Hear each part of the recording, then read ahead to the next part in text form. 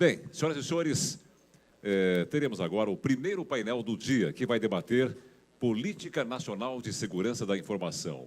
O Brasil está preparado?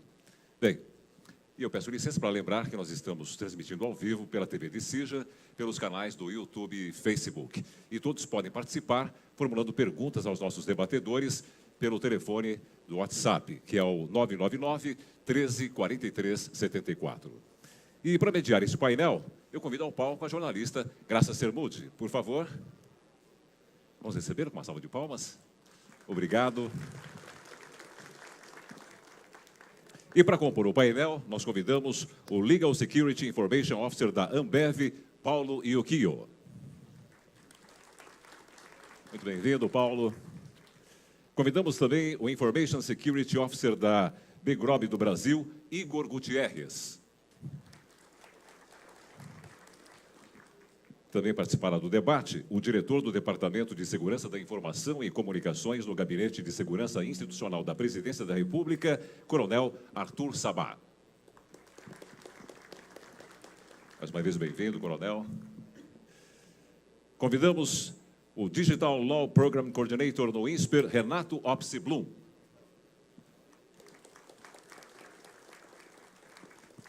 O Category Manager da Checkpoint, Cláudio Van Wart.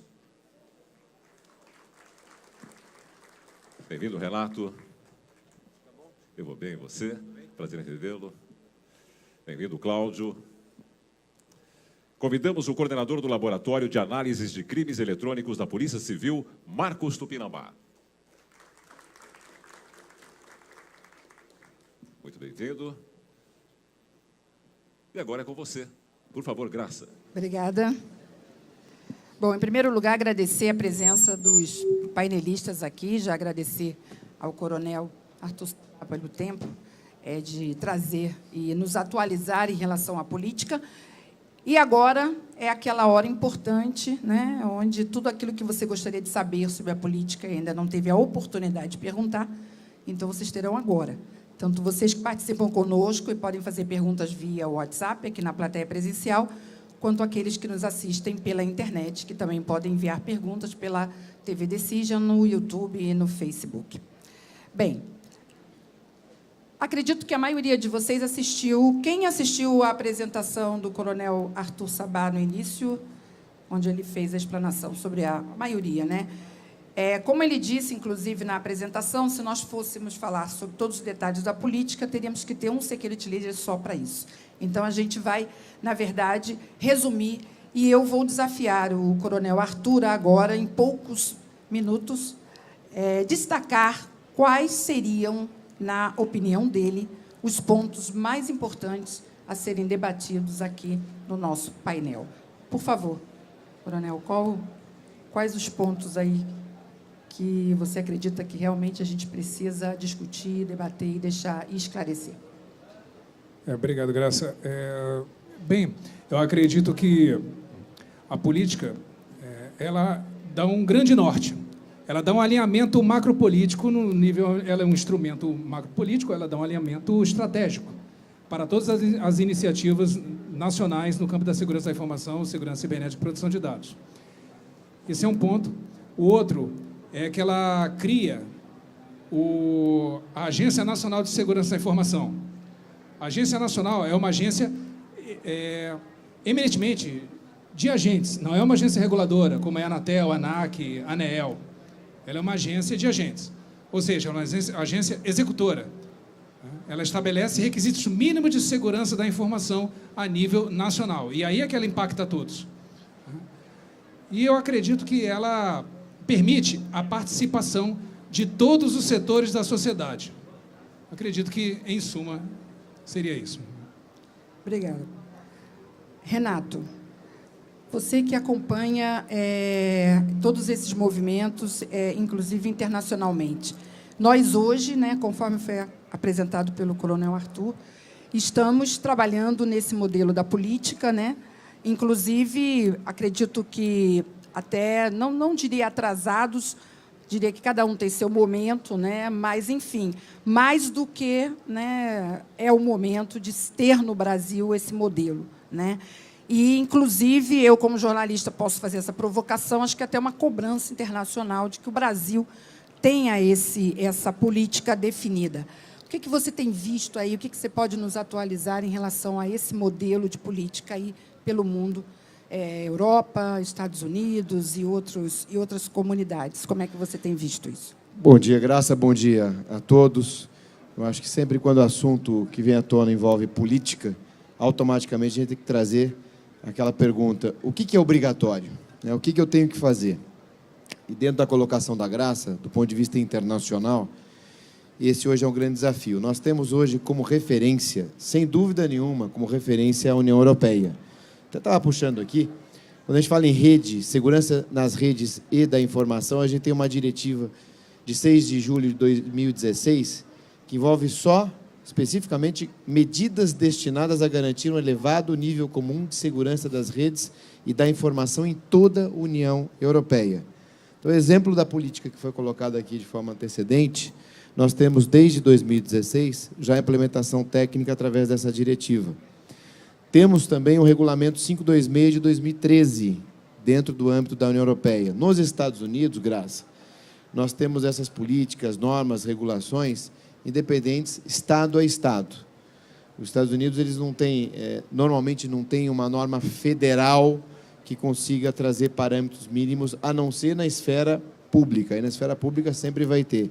Eu estou falando aqui de forma genérica. Como o exemplo europeu é mais complicado, que envolve vários países, então eu trouxe esse exemplo técnico. Não posso deixar de referenciar aqui a questão da proteção de dados, que está intimamente relacionada à segurança da informação, talvez seja até o tópico mais importante. Proteção de dados, hoje, muitos aqui já sabem, o Brasil, nesse ponto, está muito atrasado. A União Europeia, novamente, é a grande referência. Dia 25 de maio de 2018, nós teremos a entrada em vigor do chamado GDPR, o General Data Protection Rules, a Lei Geral de Proteção de Dados, que vai abranger todos os países de uma vez só. São raros os casos em que isso acontece, mas, dada a natureza e a sensibilidade do assunto, isso vai acontecer a partir do dia 25. A Espanha já, inclusive, se adaptou, foi uma das primeiras, com uma lei específica. Na verdade, é uma lei só para regulamentar, porque a lei já vai existir a partir do dia 25. E quando a gente fala em proteção de dados, eu citei o Brasil está atrasado, mas se a gente conjugar a política, e política do ponto de vista legal, envolve não só os princípios, envolve a parte administrativa e também envolve a parte da diligência, e diligência para o direito gera responsabilidade. Na verdade, a negligência gera responsabilidade, a diligência ela diminui ou afasta a responsabilidade. Quando nós temos uma política, quando nós temos procedimentos pré-estabelecidos que não são cumpridos, a partir daí a gente pode concluir que pode haver a negligência e pode haver a responsabilização. Mas quando a gente tem uma lei que diz eu tenho que fazer isso, e isso não é feito de forma objetiva, a responsabilidade é pior. O ponto positivo que a gente tem do Brasil nesse atraso, e eu encerro, peço desculpas, advogado, pega o microfone, não para, né? Mas o ponto positivo é que a gente está tentando trazer tudo que tem de bom no mundo com relação à proteção de dados e implementar nessa futura lei brasileira, que era para estar aprovada esse ano, mas, em virtude das questões políticas, isso ficou para o ano que vem. Acho que do ano que vem não passa. E aí nós vamos ter uma série de regras novas, inclusive de compliance e regras técnicas para serem implementadas. E a última questão, inclusive com a criação de novos cargos, o principal cargo vai ser o DPO, que vai ser aquela pessoa que vai ficar responsável pela privacidade, pela segurança e proteção de dados, além de chamar também a questão dos seguros. Já temos aí várias seguradoras oferecendo, vamos ter ainda cada vez mais. Perfeito, Renato, obrigada. Bem, a partir dessas duas colocações, né, Brasil, no caso da política, esse cenário, mas que pode ser, rapidamente foi levantado pelo Renato, mas que pode ser depois explorado também por vocês, aqui nós temos no painel representantes, né, das principais esferas envolvidas com essa questão, né? Então, eu vou começar com o Tupinambá, no caso da polícia hoje, né? O quanto que você acha que hoje é importante uma política nacional e quais os aspectos que, na sua opinião, são fundamentais que essa política atenda sob o ponto de vista do trabalho que você desenvolve na esfera da Polícia Civil? Bom dia a todos. Vai ser muito importante, isso não tem nenhuma dúvida, mas tem muita coisa para ser feita em paralelo. Eu vou dar um exemplo. Há muito tempo o Brasil já definiu que deveria ser adotado o IPv6. Já foi definido, já teve prazo, esse prazo foi ignorado várias vezes.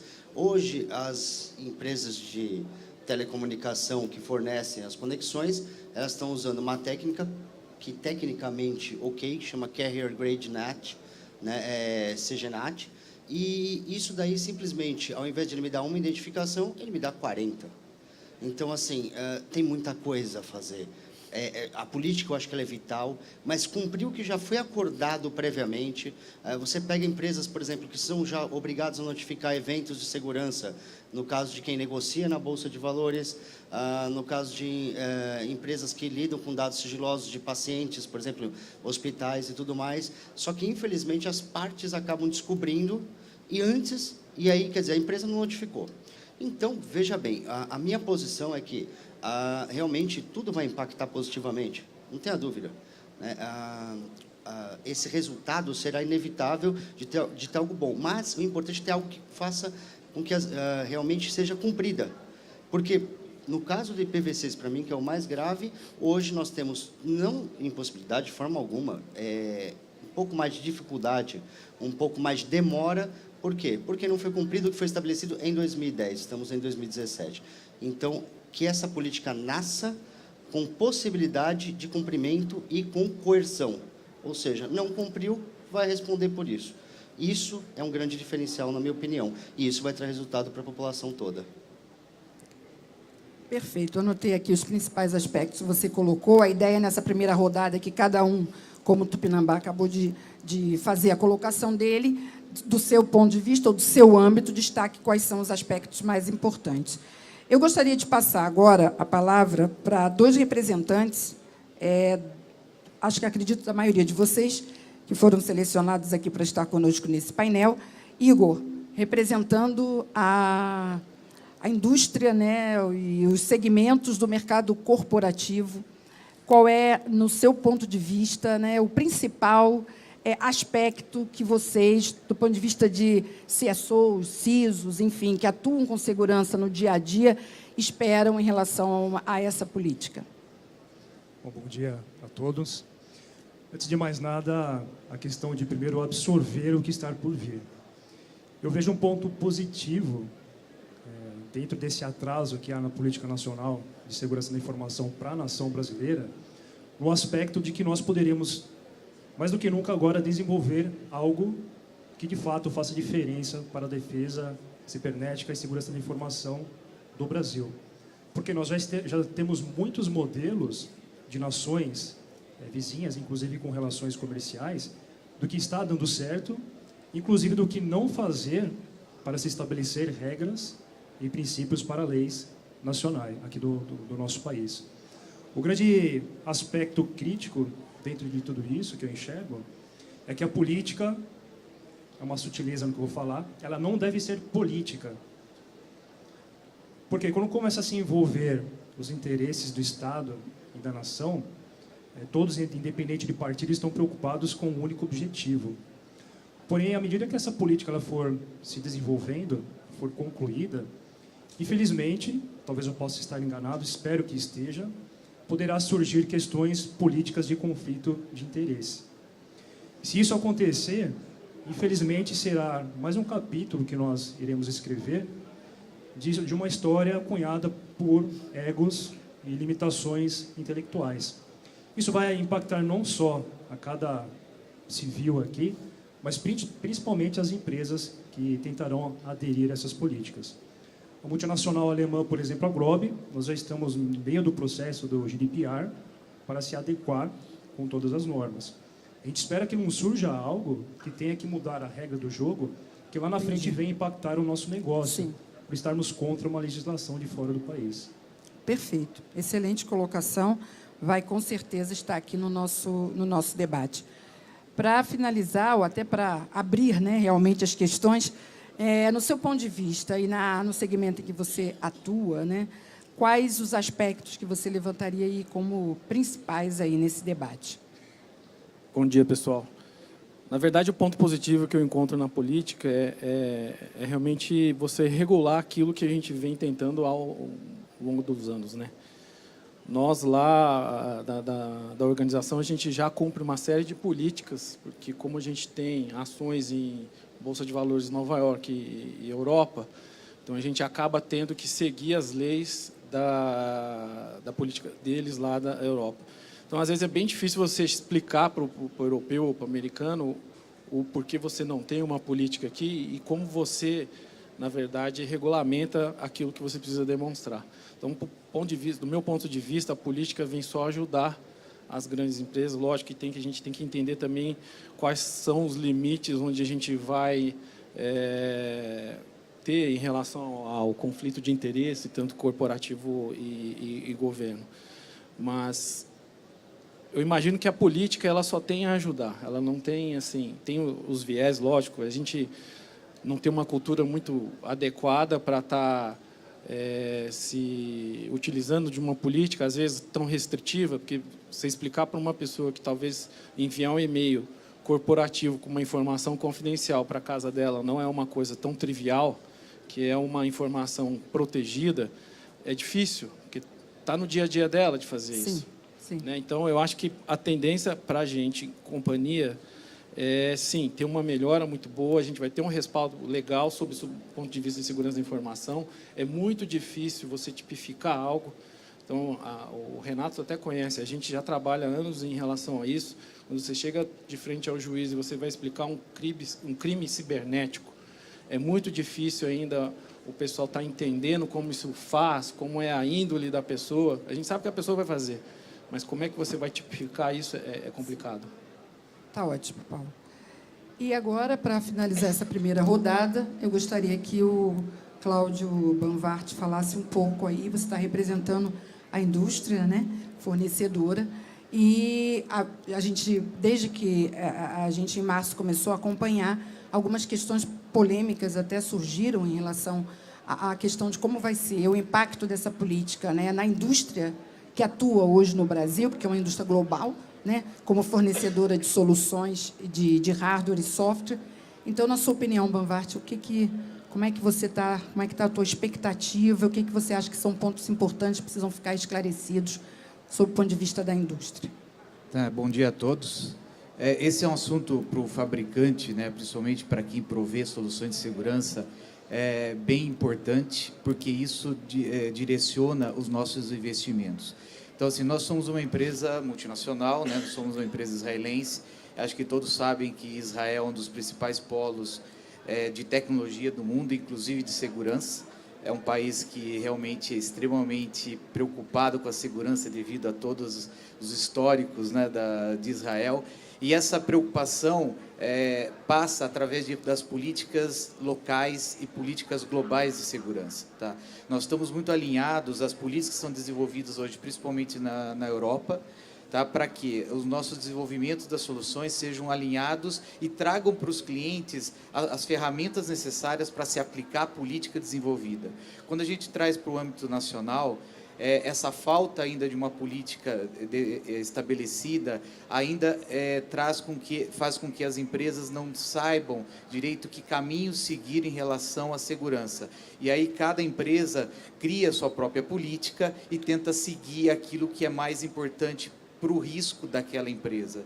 E nós temos que nos adaptar a cada uma dessas necessidades, trazendo o que hoje tem de mais moderno na defesa contra todos esses ataques cibernéticos que nós estamos vendo hoje, né? Então, tem muita coisa ainda a ser desenvolvido. Nós temos um programa, por exemplo, de defesa cibernética nacional, desenvolvido pelo governo israelense e que também está sendo difundido pelo mundo. Nós já trouxemos isso para o governo brasileiro. O governo ficou muito interessado, mas ainda depende dessa definição dessa política para né? poder adotar uma abordagem diferenciada de como trazer as soluções de segurança para isso. Então, nesse momento, nós realmente estamos preocupados em trazer as soluções, as ferramentas necessárias para realmente proteger os nossos clientes. Perfeito. Bom, as perguntas, obviamente, já estão chegando aqui, tanto via nossa plataforma de internet, né, quanto também de vocês presenciais. O meu papel aqui, obviamente, selecionar algumas que eu acredito, depois de ouvi-los, que esteja dentro do contexto. A primeira delas é da Priscila, da Unimed, de Porto Alegre, que está aqui presente com a gente, presencialmente, né? Porque quando a gente fala presente hoje, tem vocês também que estão pela internet, estão presentes. Mas só para, né, vou trazer sempre uma da nossa plateia aqui e também de vocês que nos acompanham pela internet. A Política de Segurança Nacional visa divulgar as ações punitivas das leis de segurança cibernética, pois no Brasil o hacker se sente à vontade para executar suas ações e ficar impune. Então, a primeira questão que ela está trazendo vai se tratar da questão, e eu acho que aí a gente já pode unir um pouco com a questão dos reportes também dos ataques hackers. Vamos começar por essa questão, que eu acho que é bastante polêmica, né? Não só de divulgar, mas também de ter alguma contrapartida das empresas também. Isso é um capítulo, isso está sendo considerado na política e na própria ação da agência. Vamos começar por esse ponto, que eu acho que é muito importante. Sim, Graça, perfeito. Excelente a pergunta da nossa colega lá da Unimed. E é muito importante dizer o seguinte, já existem outros dispositivos legais que tratam da punição a certos tipos de crime cibernético, inclusive a partir da Lei Carolina Dickmann. Já tem o Marco Civil, tem outros que já trazem no seu bojo a parte de punição aos crimes cibernéticos. Então, para ser bastante claro, a Agência Nacional, ela, identificando que está ocorrendo algum crime, ela reporta aquilo ali ela orienta aquela instituição, aquela organização, seja pública ou privada, e aquela organização vai entrar em contato, se for crime federal, com a Polícia Federal. Se for um crime cibernético tipificado ali em lei, ela vai entrar em contato com a sua respectiva seção do Departamento da Polícia Civil daquele Estado, né? Então, o que acontece? É muito interessante saber que a política nacional ela fala dos crimes cibernéticos, mas fala já apontando para essas soluções, para que não fique um instrumento completamente dissonante da legislação, que já existe pouca, mas que já existe sobre isso, né? E o segundo tópico, que seria a questão, do ponto de vista aí das empresas, de terem ou não a obrigatoriedade de reportar os ataques hackers. Isso é algo que também vai ser, de certa forma, vai ter um respaldo, vai ser regulamentado, vai ser obrigatório. Vamos esclarecer um pouquinho esse ponto, porque esse ponto também é polêmico. Isso. Já aproveitar nessa pergunta. Isso, excelente. O que vai fazer a Agência Nacional... Eu vou chegar nesse ponto rapidinho. O que vai fazer a Agência Nacional de Segurança da Informação? Ela vai elencar requisitos mínimos de segurança da informação, a nível nacional. Haverá organizações públicas e privadas que vão atingir aquele nível. Outras vão ficar um pouco abaixo, vão se esforçar para chegar naquele nível. E outras já fazem até além daquele nível. Mas o que acontece? Nenhuma lei ela pode ser superior a uma lei maior, né? Então, o que acontece? Hoje, não há instrumentos legais, e nem a política pode fazê-lo, isso é muito sério, muito importante que se diga. A política não pode obrigar uma empresa a lhe reportar incidentes cibernéticos. Eu não posso fazer isso. Uma Agência Nacional de Segurança da Informação, ela vai elencar requisitos mínimos e ela vai fazer o quê? Ela vai convidar, é um grande trabalho nacional, convidar as empresas a serem partícipes desse grande sistema nacional de segurança da informação que foi falado ali. Então, o que acontece? Ali, a empresa que quiser participar desse sistema, ela vai ser orientada, receber essa recomendação de atingir aqueles requisitos mínimos, e a Agência Nacional de Segurança da Informação vai fazer o quê? Vai certificar aquela agência, vai distribuir um selo, um certificado para aquela empresa, para aquela organização privada, dizendo que ela é confiável do ponto de vista de segurança da informação, porque ela atinge aqueles requisitos mínimos, né? Mas as leis maiores, anterior a essa, ela não nos dá o embasamento de fazer isso. Agora, de obrigar uma empresa... Agora, quem pode, Graça? Me permite, rapidinho. Agora, nós podemos fazer, é claro, obrigatório para os fornecedores de serviços essenciais, luz, água, telecomunicações, isso é possível, através das agências reguladoras. Sim, sim. Aí tem os mecanismos legais que vão sustentar isso, né? Eu gostaria de ouvir também a opinião de vocês sobre essa questão. Eu acho que esse ponto é importante. Vamos ter que ser rápido todos, que eu acho que todos podem se posicionar sobre isso. Ópice, reportar ataques hackers é uma questão polêmica, né? Você ouviu a posição agora do coronel Arthur sobre isso. O que você tem visto no mundo, essa obrigatoriedade é algo também polêmico e importante. Qual o impacto disso você acha que pode ter no Brasil, tendo ou não a obrigatoriedade? Eu acho extremamente importante fazer esse report, mas a quem? Acho que essa é a grande pergunta. Para uma agência, para algum instituto, algum órgão de controle? Acho que sim. Para o público, depende. O reporte público ele tem que ser analisado com muita cautela, porque isso pode ter um reflexo inverso.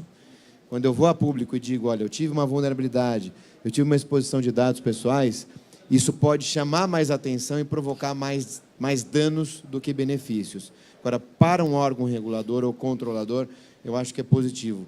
Lembrando que, nesse momento, o Banco Central tem consulta pública, algumas normas relacionadas à segurança da informação, e há a previsão de reportar esse tipo de incidente, até com o intuito de se colaborar, se desenvolver novas medidas de segurança a partir desses reports. Então, nesse sentido, eu acho que é muito importante. Conforme o coronel citou, a questão legal, uma política não tem o condão de fazer o enforcement, de obrigar, a não ser no seu âmbito interno da administração pública, no caso federal. E, por fim, a questão da certificação, que eu acho que é muito positiva. Isso pode, dentro do meu insight inicial, gerar diligência. Então, eu estou certificado por uma agência, isso é positivo, eu estou preocupado, eu estou fazendo o que eu posso fazer para trazer segurança da informação. Positivo. Tupinambá, você poderia contribuir nesse capítulo? Algumas coisas bem rápidas. A primeira coisa, deixar bem claro, eu não falo em nome da Polícia Civil, eu falo em meu nome. Tá? Não posso falar em nome da Polícia Civil, nem estaria autorizado para tal. Né? Eu falo em meu nome apenas, minha opinião, como profissional que trabalho há mais de 20 anos nisso. O que é importante, assim, primeira coisa, o hacker não está livre no país, não. Senão, assim, eu estaria tendo, desculpa para quem falou, mas eu estaria alucinando todos os dias que eu vejo pessoas presas por cometerem crimes eletrônicos. Então, ou eu estou alucinando ou elas realmente estão presas. E sim, acho que eu estou no nível de sanidade para saber que elas realmente estão presas. Então, os hackers não estão livres. Quem falou isso, com certeza, tem uma impressão, tá? Porque existe, lógico, todo um mercado em volta. Tá? Todo um mercado que quer mostrar que é uma desgraça, mas não estou dizendo que é uma maravilha, mas existem diversas prisões. Outra coisa importante, tá? A questão de crime eletrônico, a questão de reporte, questão de crime eletrônico tem legislação aplicável, o Código Penal é aplicável muitas vezes. E o mais importante de tudo, tá? A questão de uma empresa reportar ou não um crime, eu vejo por um crime não, um incidente de segurança, eu vejo por dois lados. Primeiro lado, se isso envolve dados de terceiros, né, ou se ela tem alguma relação contratual ou legal de obrigatoriedade, aí ela deve reportar, ponto. Tá? Agora, se isso envolve apenas a estrutura dela, é uma decisão estratégica dela, saber se vai reportar ou não.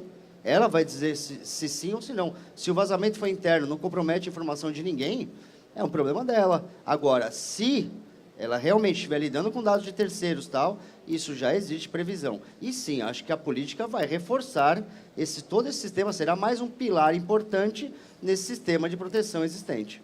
Perfeito. Alguma colocação aqui do lado da Igor? Você gostaria de complementar esse tópico? Então, não teria como uma agência receber incidentes de uma nação inteira. Totalmente inviável, não teria equipe para isso, por mais que se utilizassem recursos de learning machine, por exemplo, e big data. Mas sim para criar parâmetros para aquilo que de fato afeta o negócio de forma crítica, a ponto de causar impacto econômico numa região. Essa questão da certificação, por exemplo, você vê como algo positivo do ponto de vista do mercado corporativo? Com certeza, porque empresas que hoje não têm ou lutam para se ter uma estrutura de segurança, vão passar a ter a obrigatoriedade e passam automaticamente a tornar ataques mais caros, porque vão ter os controles essenciais. A política ela não vai conseguir abranger todos os aspectos, ela vai ter uma essência. O que não pode acontecer é ela sofrer emendas e alterações, mas desde que continue com a essência, vai atender perfeitamente todas as vertentes de negócio. Para você, Banvart, nesse capítulo, você tem alguma contribuição que você queira fazer? Eu queria só inverter um pouco o lado, né, que independente se você vai reportar ou não um incidente de segurança, você tem que entender o incidente. Você tem que saber o que aconteceu. E as empresas, uma parte das empresas hoje não conseguem ter visibilidade sobre os ataques. Por exemplo, você teve um ataque de ransomware, você não sabe por onde entrou, você não sabe se ele continua dentro da empresa ou não, você não sabe como que você vai reportar algo que você não conhece. Então, a visibilidade e o entendimento do incidente é fundamental para você conseguir realmente, mesmo que você não reporte externamente, mas que internamente você tome as ações necessárias para que isso não ocorra de novo. Perfeito. Paulo, você gostaria, nesse capítulo, de rapidamente contribuir? Eu acho que a criação da agência só tem a ajudar a questão de segurança da informação, né? A gente tem uma tendência, no longo dos anos, a segurança da informação, ela cada vez está mais evidente nas companhias. Ter uma agência para regulamentar, talvez até para ajudar, igual o Igor falou, as pequenas empresas a subir o nível de segurança da informação é fantástico. A certificação, sob o ponto de vista de investidor externo, é fundamental. É igual você ter uma ISO aplicada na companhia. Ter uma certificação de uma entidade responsável pela segurança da informação nacional é ter um selo de garantia que eu posso ter segurança total em tratar com aquela companhia. Então, isso pode reforçar, inclusive, ações da própria área de segurança dentro da corporação, de poder levar ao board da companhia, porque isso foi uma questão ontem bastante discutida aqui, o papel do CSO no contexto da segurança corporativa e, muitas vezes, a falta de diálogo, comunicação e até de elementos que fortaleçam o seu discurso dentro da corporação do ponto de vista da proteção e da segurança. Exato. Então, acho que isso, com certeza, vai respaldar. Você gostaria de complementar? Isso, é só dizer, Graça, que, na verdade, os reportes para a agência serão extremamente importantes. Inclusive porque nós estamos construindo uma relação com várias organizações privadas e públicas, acadêmicas, na base das medidas de construção de confiança. Por isso que nas apresentações, nos slides, eu não coloco a fonte. Porque se eu colocar de onde aquele órgão que sofreu, aquele órgão privado ou público que sofreu um ataque cibernético, eu perco a confiança daquele órgão na hora. Então, eu queimo aquele órgão, falando em português bem claro. Então, o que acontece? É tudo na base da medida de construção de confiança. Nós vamos receber esses reportes, vamos trabalhar esses reportes, vamos trabalhar com aquele órgão que foi afetado, mas mantendo sempre o sigilo. Perfeito. Eu estou aglutinando aqui algumas questões para considerá-las aqui pontos, né, polêmicos. Então, seleciono uma pergunta que representa outras que estão sendo enviadas sobre o mesmo tema. Pergunta que veio do YouTube, vou aqui fazendo um contraponto, João Paulo Spiderbeck, obrigada pela participação, João Paulo. É possível afirmar que os regulamentos atuais de setores como o Bacen, PCI e outros estão cobrindo o espaço deixado pela legislação no Brasil? Com a lei, pode haver superposição de poderes com tantas agências e órgãos reguladores que impactam a área de segurança da informação? Então, mais um capítulo aqui, mais um tópico. Vou deixar para ver quem quer começar. E aí, enquanto isso, alguém... Ok, Renato. É importante deixar claro um ponto mencionado pelo coronel, inclusive. A lei ordinária, ela é a fonte primária, ela é que manda. Na verdade, começa na Constituição, temos as leis ordinárias, as leis estaduais, as leis municipais, antes da lei ordinária complementar, enfim, só uma questão técnica. Então, nada pode que esteja abaixo dessa hierarquia se sobrepor ao que tem em cima. Então, o que vale no primeiro momento é, existindo uma lei ordinária, vale a lei ordinária. Está na Constituição, vale a Constituição. Por isso que a gente tem várias discussões. Essa lei é inconstitucional, porque ela vai contra a Constituição. E uma lei também não pode, lei municipal, por exemplo, não pode ir contra uma lei estadual, que não pode ir contra uma lei federal, mais ou menos isso. Os procedimentos, regulamentos, políticas, normalmente são complementares.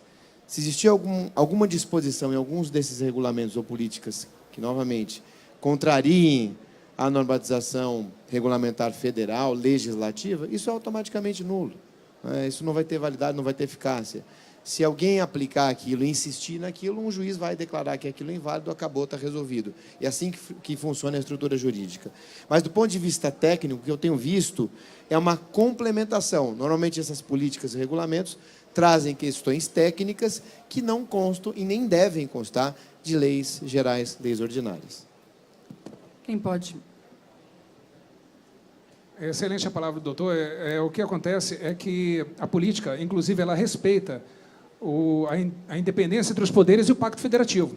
O governo não pode dar ordem nos estados, né? E assim, também não pode dar ordem nos outros poderes. A política ela dá grandes linhas mestras.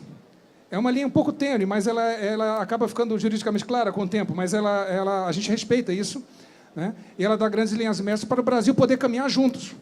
Porque se nós deixarmos fragmentados, nós nunca vamos conseguir ter unicidade de pensamento nessa parte de segurança. Gostariam de complementar? Só para, na parte da indústria, estou trazendo aqui também, conforme falei para vocês, algumas questões foram colocadas. Por exemplo, alguns profissionais da área de telecomunicações falaram, nós já temos a Anatel, já temos que nos submeter a uma série de regulamentações. Então, quando tiver uma Agência Nacional de Segurança Cibernética, a gente também vai ter que se adequar a outra agência, isso não vai ter uma... Por isso que essa questão está sendo trazida. E acredito que cada um de vocês também estão, obviamente, dentro de regulamentos, enfim, e instituições nesse sentido. É só para reforçar aqui, estou trazendo aqui a palavra, o que eu tenho recebido aí de questionamento sobre esse ponto. Só para colocar como melhor prática, pelo menos é o que a gente faz na companhia, a gente tem uma série de regras também que tem que cumprir, né? PCI, SOX, regulamentação interna, até mesmo por tramitar informação com o governo europeu. Eu acho que, assim, a política ela vem causar um pouquinho de estranhismo, por exemplo. Pô, já estou fazendo PCI, já estou fazendo SOX, é super complicado, super caro, tem que manter uma estrutura muito forte. Se a gente pensar sobre o ponto de vista da política, a política também vai trazer boas práticas que essas outras políticas já trazem. Eu acho que não vai sobrepor, eu acho que ela vai complementar sempre. Então, assim, o que a gente já tem hoje? Tem um time focado em fazer a conversão de todas as políticas numa só. Então, se de repente eu tenho uma que tem 10 práticas que eu tenho que atender, outra que tem 15, e a política nacional venha com 20, talvez todos esses itens eles se convergem a um só. E aí o mecanismo que a gente tem que fazer para não ter que ficar 100% focado em política e esquecer um mundo corporativo é fazer a conversão de cada um dos pontos. Então, se você tem 3 políticas, as 3 têm itens iguais, semelhantes, vai ser só um complemento, não vai ser algo que vai atrapalhar.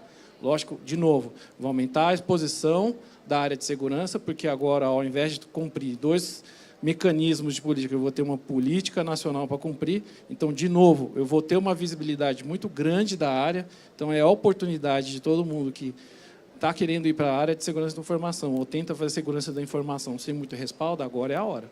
Então, não tem aquilo de, vou submeter, eu vou contrapor, eu vou, sei lá, vou aumentar o meu número de trabalho. Vai simplesmente ter que fazer esse trabalho, unir as políticas para chegar no bem comum. Pessoal, vou combinar uma coisa aqui com vocês do painel. Como a quantidade de perguntas é imensa e está difícil até de eu aglutiná-las, eu, ao invés de passar por todos, né, para cada questão, aqueles que quiserem se posicionar sobre uma determinada questão podem me sinalizar. Uma pergunta importante é o escopo de atuação sob o ponto de vista da sociedade. Uma pergunta que veio via WhatsApp, presencial, quanto ao incidente ocorrido no aeroporto de São Paulo, que foi interrompido por causa de um drone. Esse tipo de questão, de tecnologias que cada vez mais a sociedade está utilizando, que muitas vezes nem tem noção da questão da segurança. A agência vai incorporar esse tipo de questões relativas à sociedade? Sim, a política incorpora isso, a agência também faz. No caso do drone, o drone é um incidente físico, né? Não é exatamente cibernético, mas poderia ser incidente cibernético, como paralisou aeroportos na Europa e tal. Na verdade, a parte aeroportuária ela é componente da infraestrutura crítica nacional, então a agência também vai ter atenção em cima disso. Alguma complementação em relação a isso? Só uma coisa importante é que, assim, na verdade, essa pergunta complementa a outra, porque mostra o quê? Que a política só dá normas gerais. E aí, cada setor, dentro da sua especificidade de negócios, vai complementar. Por exemplo, telecomunicações vai ter a Anatel. E aí, é um bom exemplo. Por exemplo, a parte toda de tráfego aéreo vai continuar sendo regrada. E a política está vendo o macro da coisa, não aquele universo individualmente. Então, acho que uma pergunta acabou completando a outra e mostrando que a política é a cabeça, e ali vão sair vários tentáculos, braços, outros membros, que serão os verdadeiros executores, ou seja, política mais a minha área de negócios. Aí você vai ter o resultado de segurança desejado. Perfeito. Pergunta da plateia virtual. Estamos, nesse momento, com 131 executivos nos acompanhando pela internet. Obrigada pela audiência. A pergunta é a seguinte: como garantir imparcialidade de uma agência reguladora que será controlada, provavelmente, por não só atores, no caso, entre aspas, né, mas participação política e, ao mesmo tempo, a capacidade técnica dessa equipe que vai trabalhar com a certificação. Então, aí, ouvi um pouquinho como é que essa gente está sendo questionado aqui, como é que vai o corpo, né, técnico e executivo que vai estar por trás dessa agência. Então, felizmente, se eu estiver errado em algum ponto, você me corrija, tá, coronel? As pessoas que estão por detrás da construção inicial dessa política são pessoas que têm real interesse em defender o espaço cibernético e a nação, independente de viés político. São pessoas extremamente capacitadas em sentido intelectual e acadêmico para se fazer esse papel. Elas são tão competentes quanto os excelentes profissionais que nós temos no mercado. As pessoas, eu tenho percebido que elas estão muito desesperadas em cumprir algo que ainda não está definido e acima de tudo, está sendo aberta a oportunidade de participarem. Em que outro momento da história desse tema, numa república, se deu tal oportunidade de pessoas de todos os tipos de negócio, incluindo civis comuns que não são dessa área, opinarem em como eles querem que o seu dado seja protegido, manipulado pelo Estado e pela nação. Então, esse é um momento que está sendo dado voz a todos nós civis para fazer o nosso papel como civis, caso estejamos preocupados com esse assunto. Então, aqueles pontos que são pertinentes, que hoje são lacunas nas organizações, é o momento de se expor para ser avaliado e, quem sabe, ser integrado a essa política nacional. Antes de passar para o Opsi, que pediu a palavra, só para complementar, Coronel Arthur, uma dúvida importante que está relacionada a essa pergunta é exatamente como vai ser composto, né?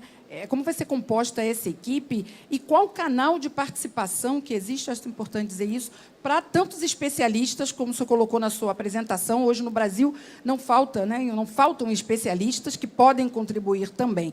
Então, é deixar, inclusive, para quem nos acompanha pela internet, presencial, como será formado e quais os canais que existem aí de participação também desses especialistas nesse modelo. Sim, no primeiro momento, a ideia é que a agência ela seja composta, porque existe uma pressa, né? Todos nós entendemos que é algo urgente. Ela será composta inicialmente por técnicos de conhecimento elevado, já comprovados, tirados inicialmente no meio do setor público, né? Setor público. E, posteriormente, será averiguada a possibilidade, claro, de um concurso e tal, né? Mas, exatamente para que possamos ter uma ideia da vida pregressa deles, porque vai lidar com dados extremamente sensíveis. Nós estamos falando de dados de instituições, de pessoas, de organismos, né?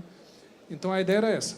E, nessa sequência, ou nessa cronologia, quando ela for para consulta pública, também vai haver um momento aí que vai ser aberta a participação de todos os setores da sociedade. Seria isso? Sim, exatamente. Então, o que acontece? Desde que nós entregamos a política, em 10 de maio, nós entregamos a política ao senhor ministro, a partir de 10 de maio até o final de agosto, nós realizamos várias reuniões, chamadas reuniões bilaterais, com muitos organismos públicos e grandes conglomerados do setor privado, reunindo representantes da academia, e nós já pegamos, essa política já foi modificada, a política foi modificada e sobre a agência também já foi modificado, foi aperfeiçoado de acordo com essas colocações. E isso vai... Hoje, a política está onde? Onde que ela está? Ela está em análise jurídica, na subchefia de assuntos jurídicos da Casa Civil da Presidência da República. A partir que eles aprovarem ou emitirem um parecer, isso, a ideia é que siga para consulta pública, onde toda a sociedade brasileira poderá ser partícipe de tudo aquilo, poderá comentar abertamente todos os itens da política. Perfeito. Você queria fazer um contraponto? A questão do drone me chamou a atenção, e olha que importante, olha que interessante. Nós temos no Brasil já uma lei muito avançada, uma regulação muito avançada com relação ao drone. A ANAC já dispõe que você, para usar um drone doméstico voando a 30 metros, tem que ficar a 5,4 quilômetros do aeroporto. Se for subir mais que isso, a 9 quilômetros. O Código Penal também já trata do atentado à segurança da aviação e o fato de você atrapalhar a própria aviação também é crime. Então, nós já temos uma estrutura. Essa legislação da ANAC, inclusive, é praticamente igual à legislação americana, da FAA. O que falta hoje? Por que não se encontrou o operador do drone? É a questão da efetividade, mecanismos para você poder investigar e ir atrás. Mas eu queria só fazer essa referência do avanço legislativo nacional. Tem algumas questões aqui que estão sendo trazidas, e é um ponto que eu acho importante, que já foi colocado inicialmente pelo Coronel Arthur, que é a questão dos backdoors, a questão da participação da indústria. Lá em Brasília, eu me lembro que, na nossa discussão fechada, se falou muito sobre a possibilidade, ou se a política estava cogitando alguma criação de hardware nacional ou algo nesse sentido. Vamos atualizá-los em relação a isso, Arthur? Como que evoluiu essa questão? E depois eu acho que o Banvart pode falar um pouquinho sobre isso. Ou até aquela ideia de se criar uma NSA, enfim, de criar algum modelo aqui no Brasil em que o governo vai estar submetido a usar um tipo de tecnologia. Enfim, vamos tratar dessa questão também para deixar esclarecido. Isso, é muito importante essa questão. O que acontece? A Política Nacional de Segurança da Informação, ela não interfere nas relações de mercado. Foi um princípio basilar nosso desde o início. Ela não interfere nas relações de mercado. Ela não estabelece obrigatoriedade de software nacional, de antivírus nacional, de hardware nacional. Ela não interfere. Porque foi visualizado que, se tivéssemos que interferir nisso, primeiro, nós não tínhamos a maturidade suficiente para isso. Cultura de segurança da informação no país também não era suficiente para isso. E se fôssemos fazer isso, entraríamos nas relações de mercado. E aí poderíamos causar um efeito danoso ao setor privado, que trata nessa área, né? E o que acontece? Na verdade, a política haverá oportunidades também, porque a política, ela, como disse aqui os nossos colegas, ela é muito macro. Elas são 10 folhas. Ela é uma política, ela é uma orientação macro, é uma regra macro. A política, no nosso ordenamento de hierarquia jurídica do governo federal, o que acontece? É política, plano nacional, depois estratégia, depois planos estaduais, distritais. E, a partir daí, as pessoas e organizações vão se encaixando nisso, né? Acredito que podemos trabalhar assim, né? Banvart, alguma colocação sobre isso? Essa é uma questão polêmica, né? E, para nós, como fabricantes, quer dizer, independente de ser um produto nacional, um produto importado, o ponto é o quanto a indústria investe em pesquisa e desenvolvimento para trazer as melhores soluções. Não importa se é uma solução brasileira ou se é uma solução de fora. Falando especificamente da Checkpoint, nós temos 1.600 desenvolvedores, há 25 anos pesquisando o mercado de segurança. O investimento é muito grande. Quer dizer, uma indústria nacional tem que fazer o mesmo nível de investimento para você conseguir trazer a qualidade que o cliente espera. Então, não importa, a solução ela tem que trazer a qualidade, não importa a nacionalidade dela. E é isso que o cliente busca hoje. Não adianta colocar um software que não vai te trazer o resultado esperado. Então, não tem o lado... É o que eu tenho conversado muito com o governo, realmente, né, e empresas privadas, e a busca realmente é pela qualidade, independente da nacionalidade da solução. Uma pergunta, mais alguma colocação aqui? Vou passar para outra pergunta agora da internet, que chegou via YouTube. Como garantir a segurança dos dados para o cidadão em relação à questão do compartilhamento de informações entre empresas, o que hoje é muito comum, e ter algum tipo de prevenção contra esse marketing direto? Essa questão, começar aqui por você, Opsi, essa questão sai da esfera da política e entra na questão da proteção de dados. Nós também temos aí, né, caminhando uma lei de proteção de dados. Aonde que vai se enquadrar isso, se criar algum tipo de ressalva aí de proteção para o cidadão que hoje vê suas informações sendo compartilhadas? Causar um pouquinho de polêmica aqui, mas a minha visão, pelo que eu vejo hoje em dia, eu gosto de inverter o conceito. Eu acho que hoje nós temos a desproteção de dados e não a proteção de dados, do ponto de vista da prática.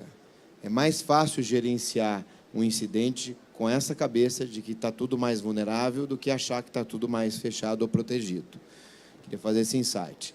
A segunda questão, quando nós falamos em coleta de dados pessoais, hoje nós já temos, quando essa coleta acontece pela internet, o artigo 7º do Marco Civil, obrigando em se obter o consentimento. Então, eu vou hoje fornecer um dado pessoal, meu telefone, meu endereço, etc., e eu tenho que aceitar, tenho que concordar com isso. Vou lá no termo de uso e clico OK. Se eu estou ciente, se eu li ou não, são outros 500. A lei manda ter a aceitação, né? Ter a manifestação da vontade, da percepção, pelo menos mínima, de que eu estou sabendo o que está acontecendo. O ponto, infelizmente, hoje é a falta de educação digital. A gente clica lá e vai embora. Ao mesmo tempo, Marco Civil da Internet, eu tenho que guardar esses dados em ambientes seguros. Pode ser óbvio, a lei vem e repete, eu acho que até do ponto de vista educacional é importante. Terceiro ponto, eu tenho que ter um propósito para essa coleta. Não adianta eu chegar e simplesmente eu quero coletar, acabou. Não, tenho que ter um propósito. Quarto, cessou o propósito, aquele que teve o seu dado coletado tem o direito de pedir a deleção. É uma espéciezinha de direito ao esquecimento. Isso está no Marco Civil. É pouco, é muito simples, é muito básico, e só quando acontecer pela internet. Quando a gente fala em leis de proteção de dados, nos 4 principais projetos brasileiros, aí a tendência é muito mais profunda, com muito mais regras, sempre prestigiando também o consentimento e restringindo uma série de dados que a gente chama de dados sensíveis. Mas aí vai longe. Mas a regra principal, o insight principal é o consentimento, que com ou sem lei também já vem sendo absorvido e aceito pela própria jurisprudência brasileira. Alguém gostaria de comentar esse aspecto da proteção de dados?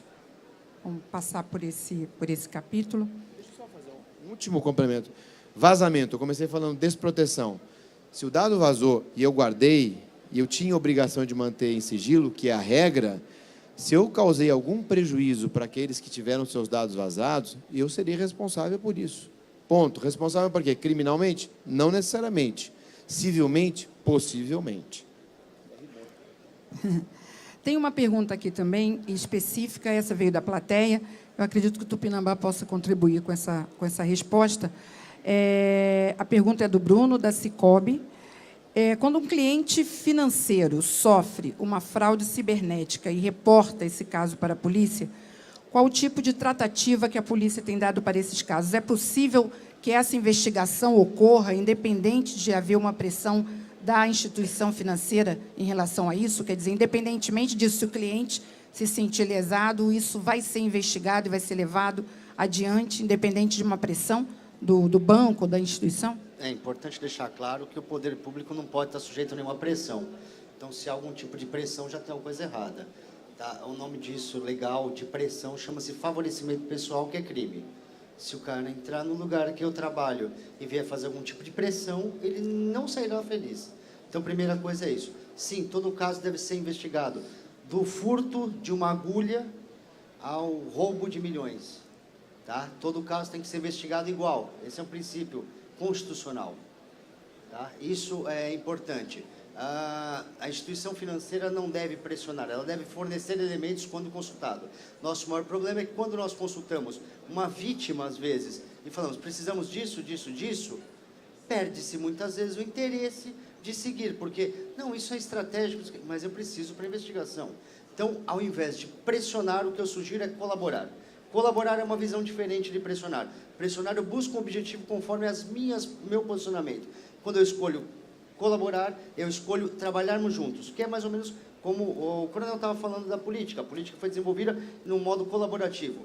Então, o nosso maior problema é assim, nós muitas vezes pegamos um caso, vamos à frente com ele, e o que acontece é que em algum ponto, alguém que deveria fornecer os dados, simplesmente não fornece. Tá? Então, dentro das instituições, eu tenho esse problema algumas vezes, lembrando que o trabalho a segurança pública é um dever do Estado, né, e que todos devem fazer parte disso. Não existe, quando alguém é vítima de um crime, ela tem que reportar. Se ela não reporta, você tem estatísticas erradas. Não vão mostrar a realidade do país. Quando tiver uma investigação, tem que colaborar. Aquela velha coisa que nós vemos. Ah, mas eu não quero participar, prefiro não me envolver. Uma coisa que eu adoro é assim, eu nunca pisei numa delegacia. Eu respondo, eu piso todos os dias, com o tempo você se acostuma. Não é tão ruim, até que é legal, eu gosto.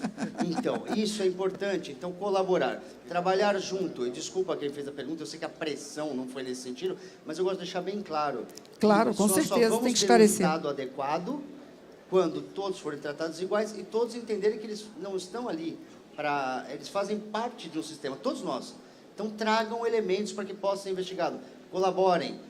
Eu vejo, só para complementar, isso é vital. Eu vejo muita empresa falar que tem responsabilidade social, adoro isso. Nada contra plantar as coisas, nem, sabe, Mata Atlântica, golfinhos, acho muito bacana. Mas, assim, na hora que essas empresas precisam fornecer dados para a gente, elas demoram para fornecer. Na hora que, aqui, todo mundo acho que já viu isso. né? Na hora que eles precisam fornecer os dados, eles demoram para fornecer. Na hora que eles precisam colaborar, estar do lado, eles não colaboram, mesmo legalmente compelidos. Então, precisa existir um compromisso público de entender que a rua que nós pisamos é a mesma e o risco que nós corremos é o mesmo. Então, ou todos dão a mão, ou não existe por que ter Estado, nação, país, etc. Perfeito, Pinambá. Gostariam de complementar esse ponto desse lado aqui? Você gostaria? Ops.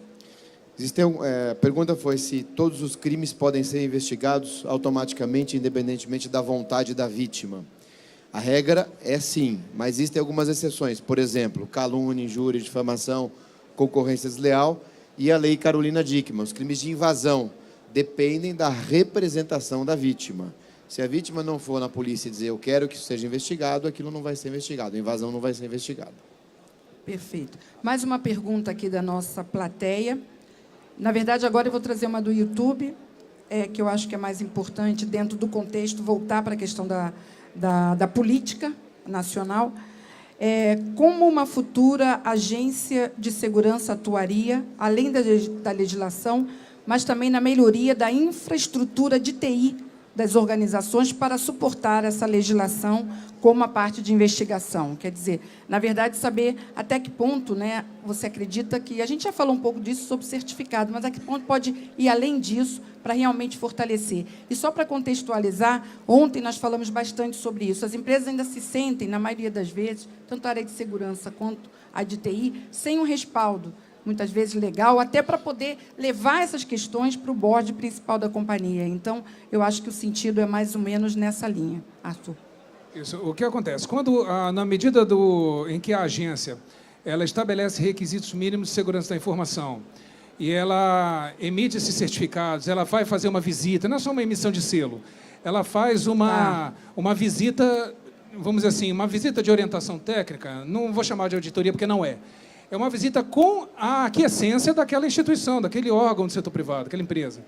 Então, aí haverá, claro, questionários, haverá uma série de colocações ali para que se possa mensurar o nível de segurança da informação, segurança cibernética e proteção de dados que aquela empresa possui. Então, a partir do momento que faz-se um checklist e a empresa verifica que faltou alguma coisa a ser atendido para chegar naquele nível ótimo de trabalho, de condição de segurança da informação, então, aí está ocorrendo o aprimoramento. A empresa está se esforçando para chegar no nível, vamos dizer assim, máximo de segurança da informação. E é por isso que a agência, é nesse sentido que a agência colabora. Perfeito. Gostaria de complementar essa questão? Igor. As equipes internas das empresas, elas que diminuirão esse descompasso para com essas normas, a lei que irá surgir. Eu acho que muitas empresas eu acho que vão se aproveitar dessa situação para, quando acontecer algo de grave, colocar essa culpa no Estado, sendo que, na verdade, deve ser ao contrário, né? Elas se aliarem ao Estado e essa política para fazer cumprir o que for melhor para o negócio. Eu vou aglutinar também, a gente está chegando ao final, são muitas perguntas, mas só para deixar esclarecer como vai ser a atuação da agência sob o ponto de vista dos órgãos públicos.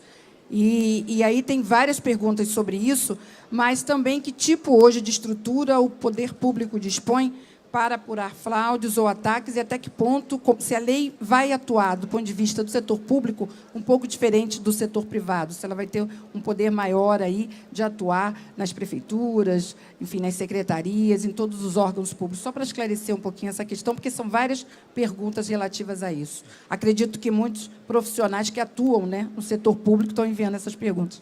Com certeza. Quanto ao setor público, federal, administração pública federal, obrigatório, né? Vai ter que reportar os incidentes e nós vamos trabalhar com eles, como já fazemos hoje, só que de um modo um pouco mais incisivo, né?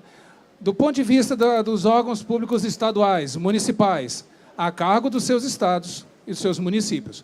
Por isso, nós vamos fazer o Plano Nacional de Segurança da Informação, depois da política, e esse plano vai ensejar que os estados façam seus planos estaduais de segurança da informação e os municípios seus planos municipais de segurança da informação. Tá? E aí é um efeito cascata, né? Perfeito. Cada um no efeito cascata, né? E quanto ao setor privado, é aquela aquiescência, né? Aquela concordância né? Nós queremos que o setor privado seja partícipe desse grande sistema nacional de segurança da informação. E aí, como ocorrerá com empresas públicas e com órgãos públicos do selo de certificação, do nível, também ocorrerá com o setor privado, mesma coisa. Para finalizar, infelizmente, já estou sendo comunicada aqui que nós estamos com 140 executivos nos acompanhando pela internet, enviando muitas perguntas, vocês também, mas a gente tem que começar aqui a partir para realmente o encerramento desse painel. Então, duas questões que eu acho importantes a gente ainda responder. A questão da cronologia, sua expectativa em relação a prazos, a quando efetivamente a gente pode considerar que a gente vai ter essa política, levando em conta todas as instâncias, esferas que ela ainda vai passar. E o segundo ponto, que eu acho que depois a gente pode passar aqui numa rodada final, é se, na opinião de vocês, existe algum risco ainda nessa política. Qual o ponto que estaria ainda aí, que seria arriscado? Muitos perguntaram, todos estão concordando, achando que a política, né, é positiva, tudo bem, mas a gente corre algum tipo de risco em algum aspecto que a gente precisa ter atenção nessa reta final? Então, vou começar com o Coronel Arthur falando, vou deixar a do risco para o final, depois que eles falarem, que aí eu acho que é justo que você responda. Mas a questão da cronologia, eu gostaria que você já colocasse para a gente, esclarecesse como é que vai ser essa reta final. Não é fácil estabelecer uma cronologia para aprovação dessa política. É um projeto de lei de iniciativa do Executivo Federal, é claro que hoje ela se encontra na Casa Civil, mas eu acredito que, tudo se desenrolando normalmente, eu acredito que em março do ano que vem. Perfeito. Vamos começar, Tupinambá, na sua opinião. Os dados positivos acho que foram bastante sinalizados aqui. Algum ponto de atenção você deixaria aí nessa nossa última rodada aqui sobre esse aspecto? Pode ser tanto em relação à política, ou em relação a quem vai estar submetido a ela ou não. Enfim, qual o ponto de atenção que você gostaria de deixar nesse final? Bom, acho que a primeira coisa quanto ao ponto de atenção é que nós devemos tentar evitar, na realização dessa política, influência política. Apesar de ser uma política, devemos evitar a influência política. Ela é uma decisão técnica. Tá? Esse é o primeiro ponto. E o segundo ponto é que, realmente, esse sistema vai se tornar melhor quanto mais pessoas aderirem. Eu gostei muito de saber do Coronel da possibilidade de empresas poderem estar presentes, trabalhar junto e tal, porque isso resultará a curto prazo, não é nem a longo prazo, num ambiente de troca de conhecimento que vai trazer grandes benefícios. Então, essa porta não deve ser fechada. Os riscos que eu acho maiores são influência política e modificação de alguma coisa que funcione só interna. E não, tem que ser trazendo a sociedade sempre conjuntamente. Perfeito, Pinambé, obrigado. Bovart, na sua opinião, qual o ponto de atenção aí? Eu queria colocar uma visão um pouco diferente, né, de quem conversa com muitas empresas diferentes de todos os setores. O que eu vejo mais é uma grande preocupação que todos comentam. Eu invisto em segurança, eu tenho uma política determinada, eu tenho um controle efetivo na minha empresa, mas meus fornecedores não têm. Eu contrato uma empresa de transporte que eu dependo dela e meu fornecedor não tem. Uma empresa de telecomunicações, por exemplo, muitas vezes não tem esse controle. E outras empresas, uma empresa de pagamento online, por exemplo, qual o controle que ele vai ter. Então, talvez a política possa trazer um pouco de conforto na hora que você vai contratar um serviço de uma empresa que você depende totalmente disso, e você tenha saber que aquela empresa tem uma certificação ou algum histórico positivo em relação a investimentos em segurança. Perfeito, muito bem colocado. Posso pedir para você ser breve? Ainda olho para lá, né? Eu ainda olho para lá. Né? Qual o seu ponto de atenção? Eu sei que você teria vários, mas você consegue...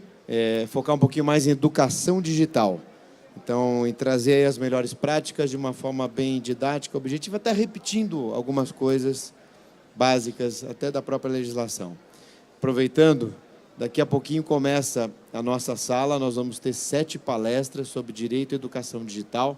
Exatamente, aqui do lado.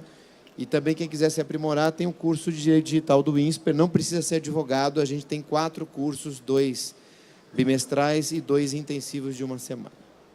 Perfeito. Paulo, na sua opinião, qual o ponto de atenção aí nessa reta final? Eu acho que o ponto de atenção na política igual o Tupinambás falou, é fazer uma política voltada ao modo prático da segurança da informação e não com um viés político, né? Deixar bem limitado essa parte. Eu acho que, de novo, né, ela só tende a ajudar a todos aí a aprimorar cada vez mais. Acho que é a minha única preocupação. Perfeito. Igor. O risco seria não participarmos, né, dessa voz que nos está sendo dada nesse momento e aproveitarmos. Mas, reiterando o que eu falei no começo, os colegas corroboraram aqui, a partir do momento que houver qualquer interferência política, por interesse, vai perder toda a credibilidade, vai tudo por água abaixo. E é o que a gente, como profissionais de segurança do país, não queremos. Coronel Arthur, pergunta que não quer calar, né? Me parece que a grande maioria tem uma preocupação em relação a realmente a política não ficar aí, né, influenciada ou um pouco independente exatamente da política. É até engraçada aí a questão das palavras, mas é uma política que não sofre uma interferência política. A ideia é que nós temos conversado com o Legislativo, também com órgãos do Judiciário, em suas mais altas esferas, e todos eles têm sido unânimes, realmente até assusta, né? Então, o nível da unanimidade, não é nem consenso, é unanimidade em dizer que o Brasil precisa de um instrumento normativo de macropolítico dessa natureza, que proporcione alinhamento estratégico. A atenção que eu diria é que nós não podemos perder o foco de que a política, ela só vai dar certo se ela transformar realmente a educação e a cultura do nosso povo. É isso. Excelente, obrigada. Bem, eu gostaria de agradecer mais uma vez a participação de todos eles nessa discussão, a participação de vocês aqui na nossa plateia presencial.